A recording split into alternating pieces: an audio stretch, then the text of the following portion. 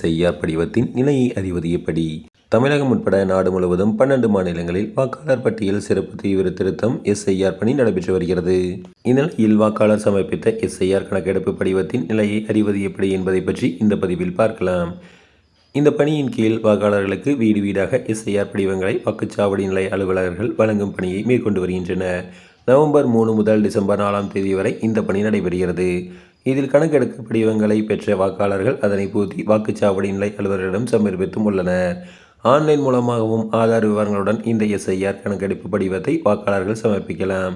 அதை வாக்குச்சாவடி நிலை அலுவலர்கள் சரிபார்க்க வேண்டும். வாக்காளர்கள் வாக்குச்சாவடி நிலை அலுவலரிடம் சமர்ப்பிக்கும் எஸ்ஐஆர் படிவங்களில் உள்ள விவரங்களை சரிபார்த்தும் அதை அவர்கள் கொடுக்கப்பட்டுள்ள மொபைல் செயலில் அப்லோட் செய்ய வேண்டும்.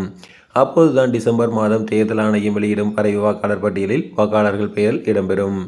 இந்நிலையில் வாக்காளர்கள் சமர்ப்பிக்கும் எஸ்ஐஆர் படிவங்களை வாக்குச்சாவடி நிலை அலுவலர்கள் மொபைல் செயலி மூலம் பதிவேற்றம் செய்துள்ளார்களா என்பதை voters.eci.gov.in என்ற இணையதளத்தில் எளிதாக அறிந்து கொள்ளலாம்.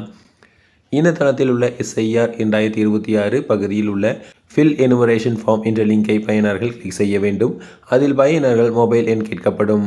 ஓடிபி கொடுத்து அதில் லாகின் செய்யலாம். வாக்காளர்கள் தங்கள் மொபைல் எண்ணை கொண்டு சைன் அப் செய்ததும் இதை பயன்படுத்தலாம்.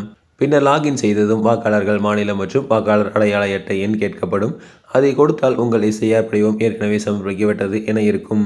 இப்படி வந்தால் வாக்காளர்கள் வழங்கிய படிவத்தை BLO சமர்ப்பித்து விட்டார் என்று அறிந்து கொள்ளலாம். அப்படி இல்லாமல் ஆன்லைன் மூலம் எஸ்ஐஆர் படிவத்தை சமர்ப்பிக்குமாறு அதில் தெரிவிக்கப்பட்டால் வாக்காளர்கள் தங்களின் BLO அதிகாரியை அணுகி விவரம் கேட்கலாம்.